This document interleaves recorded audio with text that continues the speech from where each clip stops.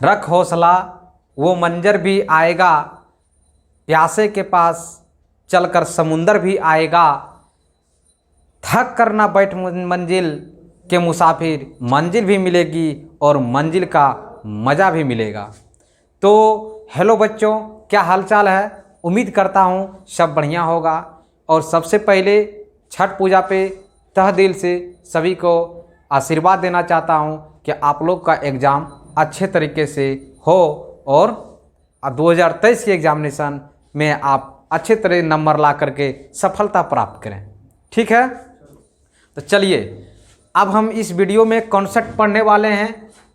Class 10th का math पढ़ेंगे और कॉन्सेप्ट किसका होगा? बहुपद का। ये है ना, बहुपद का ये क्या होगा? इसमें कॉन्सेप्ट होगा।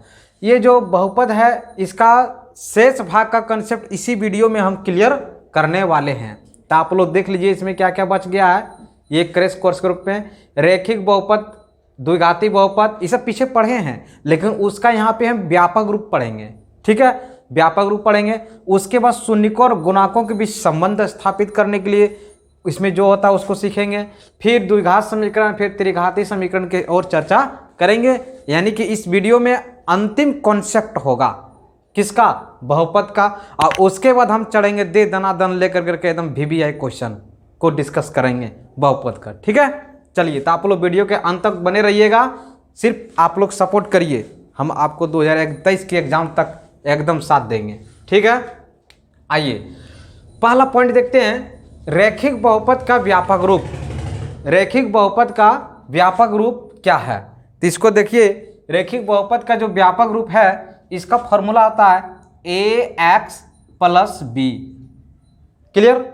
रैखिक बहुपद समझ ना, वैसा बहुपद जिसका घात केवल क्या हो? 1 हो, अधिकतम घात 1 हो, वो कहलाता है रैखिक बहुपद।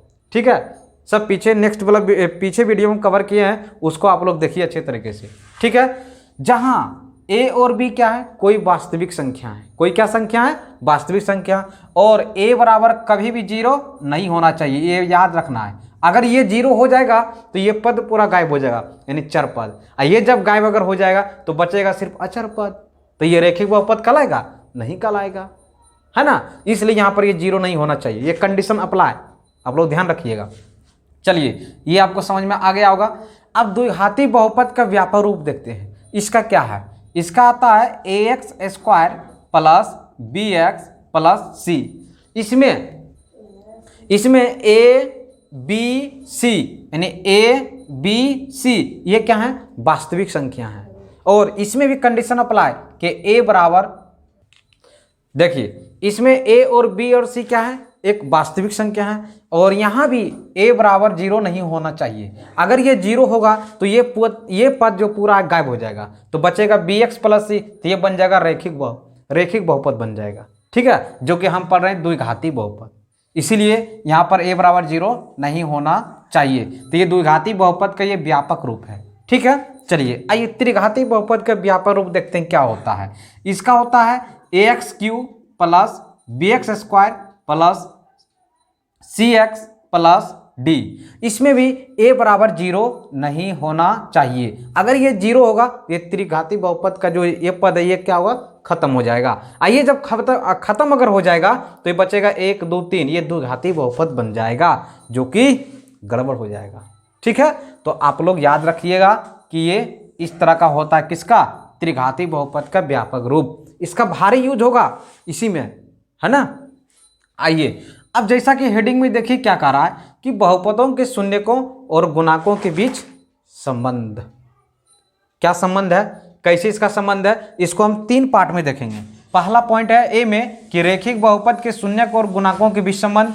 दूसरा देखेंगे द्विघात बहुपद के शून्यक और गुणाकों के बीच संबंध। और तीसरा देखेंगे त्रिघाती बहुपद के शून्यकों और गुणाकों के बीच संबंध। चलिए आइए हम बारी बारी से सभी पॉइंट पे डिस्कस करते हैं। देखिए कह रहा है रैखिक बहुपद के शून्यक और गुणाकों के बीच संबंध। रैखिक बहुपद यानी इस बहुपद का चर्चा कर रहे हैं। क्लियर? रैखिक बहुपद यानी इस बहुपद के क्या कर रहे हैं? चर्चा कर रहे हैं। तो रैखिक बहुपद में क्या आएगा? रैखिक बहुपद जो होता है ये होता है इसका फॉर्मेट AX + B। इसको मान लिया PX को हरदम मानेंगे, जो बहुपद दे रहेगा उसको मान लेंगे इतना बराबर क्या है? PX। ठीक है, पी मतलब पोलिनोमियल, एक्स का मतलब एक्स के टर्म में है, यानी एक्स के पद के रूप में है। तो पी एक्स बराबर ए एक्स प्लस बी, ये आपका रैखिक बहुपद का एक उदाहरण है। ठीक है, चलिए इसका हम देखते हैं, इसका शून्यक और गुणकों के बीच संबंध क्या होगा। देखिए इसमें अधिकतम पावर कितना है, एक, तो इसका हलों की संख्या निकलेगा एक। तो आप लोग मान लीजिए कुछ अल्फा, मान लिया इसका जो एक जो निकलेगा ना अल्फा, वो अल्फा है। ठीक है, अल्फा, अल्फा बराबर क्या होगा -b/a।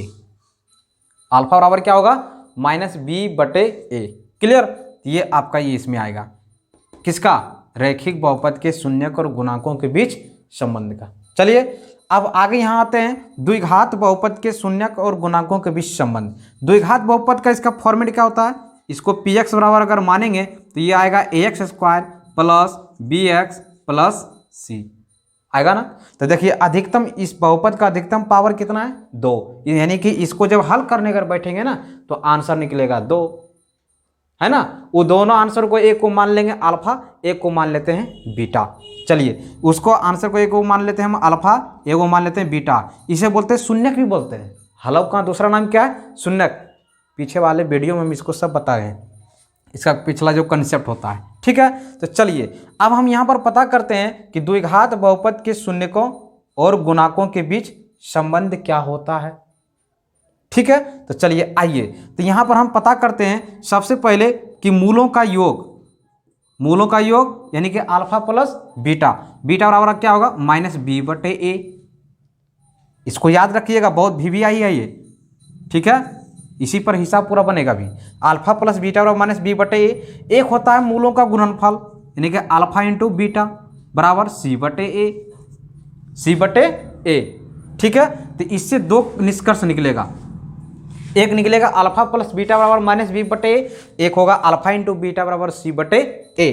क्लियर, तो ये द्विघात समीकरण के शून्यक और गुणांकों के बीच ये क्या है, बिल्कुल संबंध है। ठीक है, ये आपके देखिए ये क्या, ये शून्यक है, अल्फा प्लस बीटा ये क्या शून्यक है, तो ये शून्यक हो गया।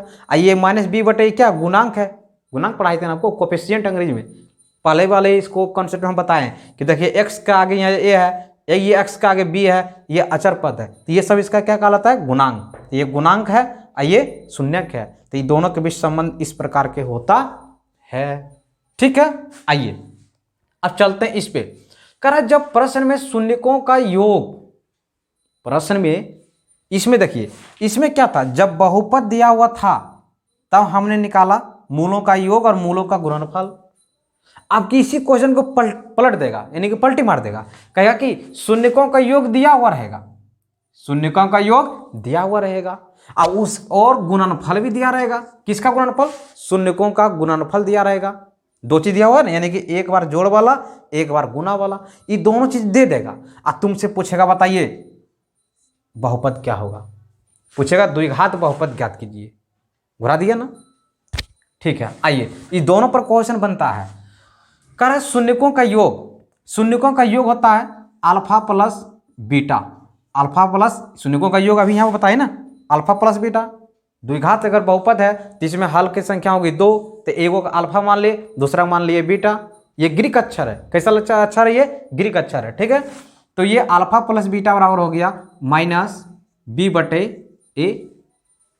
ठीक है, फिर शून्यकों का अगर गुणनफल की चर्चा दिया रहेगा, अल्फा इंटू बीटा बराबर क्या होगा c/a। अभी दोनों की मदद से इस क्वेश्चन में दिया हुआ रहेगा, देखिए यहाँ पर लिखे हैं, जब प्रश्न में शून्यकों का योग और गुणनफल दिया हुआ हो तो द्विघात बहुपद ज्ञात करना। कैसे निकालेंगे, तो इसके लिए द्विघात बहुपद का एक फॉर्मूला है, क्या है, px बराबर a यहाँ आएगा x² minus alpha plus beta into x plus alpha into beta. Clear, इस फॉर्मूला से आप क्या कर सकते हैं, हम निकाल सकते हैं द्विघात बहुपद। ये फॉर्मूला कब काम करेगा, जब मूलों का योग और मूलों का गुणनफल दिया हुआ रहेगा तब। ठीक है, क्लियर। आइए देखिए मूलों का योग जो दिया है -b/a यहाँ पर रखेंगे, फिर अल्फा इंटू बीटा c/a यहाँ पर रखेंगे। अब यहाँ पर जो a है ये अचर अज्ञात है, ये अचर है, ठीक है, अचर कोई वैल्यू है। ये ए का मान कहाँ से निकालेंगे, यहाँ से निकालेंगे। ये देखिए इससे, ये ए है, इसी ए का वैल्यू यहाँ पर क्या करेंगे, पुट कर देंगे, उसके बाद सभी के साथ मल्टीप्लाई कर देंगे, बस मेरा द्विघात समीकरण बन जाएगा। क्वेश्चन जब करेंगे ना तो आप लोग देखिए कैसे इसको करेंगे क्वेश्चन, ठीक है। अभी तो इसका कॉन्सेप्ट बता रहे हैं, तो ये इस तरह ये इसका फॉर्मेट तैयार होगा। चलिए अब चलते हैं हम त्रिघाती बहुपद के शून्यकों और गुणाकों के बीच संबंध। त्रिघाती, तो इसमें 3 को आंसर आएगा। त्रिघाती बहुपद में कितने आंसर आएंगे, 3 आंसर आएंगे। तो पहला वाला आंसर को मान लेते हैं हम अल्फा, दूसरा वाला मान लिए बीटा, और तीसरा वाला क्या मान लेते हैं, गामा। क्या मान लेते हैं इसे, गामा। गामा इस तरह लिखा जाता है, वाई के जैसा लगता है देखने में, ये gamma, alpha beta gamma. Clear. चलिए आइए सबसे पहले हम इसको देखते हैं कि शून्यकों, इसका त्रिघाती बहुपद के शून्यक और गुणाकों के बीच संबंध क्या है। तो इसका 3 तरह से लिख सकते हैं हम। पहला लिख सकते हैं इसको जोड़ करके यानी कि alpha plus beta plus gamma, इसे बोलेंगे मूलों का योग, मूलों का योग। ये गामा है, गामा, वाई मत से बच जाइएगा, गामा बराबर मूलों का योग क्या होगा, माइनस बी बटे, बस यहाँ पर जो लिखे हैं इसी का। फिर आएगा गुणनफल। इसमें देखिए कितना चीज है, 3 चीज है ना, 3 को मूल है ना, 3 को है, तो इसको गुना करने का तरीका समझिए, कैसे गुना करेंगे, रटना नहीं है, समझना है, ठीक है। देखिए पहले अल्फा को कीजिएगा बीटा के साथ, तो बोलो क्या होगा, अल्फा इंटू बीटा। फिर करेंगे बीटा को गामा के साथ, तो क्या होगा, बीटा इंटू गामा। फिर करेंगे गामा को किसके साथ, अल्फा के साथ, तो होगा alpha into gamma, alpha into gamma, है ना। Alpha into beta plus beta into gamma plus alpha into gamma, ये होगा सी बटे ए। क्या होगा, सी बटे ए होगा या नहीं, सी बटे ए होगा, ये 2 वाला सी बटे ए। क्लियर। चलिए अब चलते हैं मूलों का गुणनफल, मूलों का गुणनफल। आइए मूलों का गुणनफल में क्या क्या आएगा, तीसरा पॉइंट इसका आता है मूलों का गुणनफल। ये तीनों गुना कर दीजिए, alpha into beta into gamma, alpha into beta into gamma, ये इसमें आएगा alpha into beta into gamma, ये क्या आएगा, माइनस डी बटे ए होगा। तो ये 3 पॉइंट इससे निकल के आएगा, तीनों को आप लोग ध्यान में रखिए, ठीक है। Alpha plus beta plus gamma बराबर माइनस बी बटे A, alpha into beta, beta into gamma, alpha into gamma बराबर सी बटे ए, फिर alpha into beta into gamma बराबर माइनस डी बटे ए। ठीक, तो ऐसा उम्मीद करते हैं कि आपको ये सारा बात समझ में आया होगा। अब देखिए, ये त्रिघाती बहुपद अगर दिया हुआ है तो इन 3 चीज हम इससे निकालेंगे, ठीक है। अब क्या करेगा, क्वेश्चन उलट देगा कि ये 3 चीज दे देगा। अब कहेगा बताइए त्रिघाती बहुपद कैसे बनेगा, तब अब वो सीखेंगे। तो ये बोर्ड पूरा भर गया है, इसलिए इसको हम साफ करके लिख रहे हैं, ठीक है। चलिए, अब ये तीनों पॉइंट अगर समझ में आ गया है तो त्रिघाती बहुपद अगर पहले क्वेश्चन में दिया हुआ है तो उनसे ये 3 बात निकलेगा, ठीक है। अब क्या करेगा, ये 3 चीज ही पूछ सकता है। अगर क्या करेगा, इसी को उल्टा कि क्वेश्चन में 3 चीज दिया हुआ रहेगा, 3 चीज वो दे देगा। अब तुमसे पूछेगा कि बताइए त्रिघाती बहुपद क्या होगा, ठीक है। त्रिघाती बहुपद क्या होगा, तो चलिए हम बनाते हैं। मान लीजिए कोई त्रिघाती बहुपद है, हम उसको px से सूचित करते हैं। क्लियर, ये होगा आपका ax³ plus bx² plus cx plus d, ये त्रिघाती बहुपद का फॉर्मेट है। और इसमें पावर अगर 3 है, पावर अगर इसमें 3 है तो इसके हलों की संख्या कितने होंगे, 3 होंगे। एक अल्फा, दूसरा बीटा, तीसरा गामा होगा ना। अब देखिए, अब इस बहुपद का क्या करेगा, ये बहुपद निकालना है, ये बनेगा कैसे, ये बना ये बताना है आपको। तो क्या करेगा, ये तीनों के बीच का संबंध दे देगा। देखिए इसमें 3 बात बोला है कि त्रिघाती बहुपद के शून्यकों के योग, शून्यकों का योग एक चीज हुआ। फिर बोला 2 शून्यकों के गुणनफलों का योग, 2 चीज हुआ। फिर बोला कि गुणनफल है शून्यकों का गुणनफल, यानी ये बोला योग 2 का गुणनफल, सब में देखिए 2 है ना, इसलिए 2 का गुणनफल, फिर तीनों का गुणनफल आपस में। ये 3 चीज अगर दे देगा क्वेश्चन में कि alpha plus beta plus gamma, तो माइनस b/a। फिर दूसरा पॉइंट, और ये दो दो शून्यकों के गुणनफल ये है alpha plus beta, beta into gamma, है ना, और अल्फा इंटू गामा बराबर अल्फा इंटू गामा बराबर सी बटे ए। और तीसरा पॉइंट है कि alpha into beta into gamma minus D बटे ए। अगर ये तीनों चीज अगर दे दिया है क्वेश्चन में तो आपको बहुपद निकालना है, त्रिघाती बहुपद। तो उसको निकालने के लिए एक फॉर्मूला है, ये फॉर्मूला है ए इंटू, है ना, x cube minus alpha plus beta plus gamma into x square. यहाँ 3 पावर है तब 2 होगा, कितना होगा 2 होगा, प्लस यहाँ देखिए पहले प्लस तब माइनस अब प्लस होगा। अब क्या होगा, ये 2 2 इंटू वाला लिखेंगे, ठीक है। इसको थोड़ा सा क्लियर करते हैं बोर्ड को, ये भर गया है देखिए। अब देखिए अब यहाँ पर क्या करेंगे, इसको alpha into beta plus beta into gamma plus alpha into gamma into x. यहाँ देखिए पावर 3 था तब 2 होगा, अब 1 होगा। फिर शुरू में प्लस, उसके बाद माइनस, उसके बाद प्लस, तो अब की बार क्या होगा माइनस होगा। तो ये alpha into beta into gamma equal to, ये इसी तरह रहने दीजिए, चलिए हटाइए इसको, महिली ब्रैकेट जैसे क्या करते हैं बंद कर देते हैं। तो ये फॉर्मेट है आपका त्रिघाती बहुपद का, त्रिघाती बहुपद का ये फॉर्मेट आपका है, ठीक है। याद रखना बिल्कुल आसान है, कोई भारी नहीं है। ये 3 चीज क्वेश्चन में दिया हुआ रहेगा, आपको पूछेगा ये फॉर्मेट क्या होगा, तो इसको पर ध्यान रखेंगे। मान लिखेंगे बहुपद से, त्रिघाती बहुपद से A into X cube minus alpha plus beta plus gamma, alpha plus beta plus gamma into X, ठीक है। फिर आएगा प्लस, माइनस के बाद प्लस होगा, फिर वहाँ आएगा alpha into beta, beta into gamma, alpha into gamma into X, ठीक है। फिर आएगा minus alpha into beta into gamma, ये माइनस में आएगा ना alpha into beta into gamma.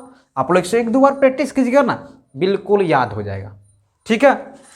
तो देखिए, तो इस वीडियो में हमने इसका पूरा कॉन्सेप्ट क्लियर किए हैं, शेष कॉन्सेप्ट जितना बच गया था वो सब इसी वीडियो में हम कवर कर दिए हैं, ठीक है।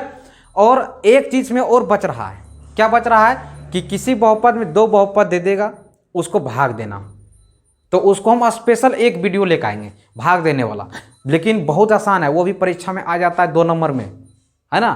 तो उसको देखेंगे एक अलग वीडियो में, सेपरेट वीडियो में उसको देखेंगे ताकि आपको समझने में कोई तरह की दिक्कत नहीं हो। चलिए अब हम मिलेंगे नेक्स्ट वीडियो में इसका क्वेश्चन लेकर के, यानी क्वेश्चन के साथ आएंगे, और इन सारा कॉन्सेप्ट जो था इसको हम 0 से लेकर करके एकदम शुरू तक आपको इसमें हम बता दिए हैं, ठीक है। इससे बाहर दावा करते हैं कि इससे बाहर तुम्हारे एग्जाम में पूछ ही नहीं सकता है, मैट्रिक के एग्जाम में, ठीक है। तो आप लोग बने रहिएगा और ज़्यादा से ज़्यादा आप लोग सपोर्ट कीजिएगा। बस फिर मिलेंगे नेक्स्ट वीडियो में, इतने ही खुशी, इतने ही उमंग और इतने ही ऊर्जा के साथ तुम लोगों के बीच। जय हिंद, जय भारत।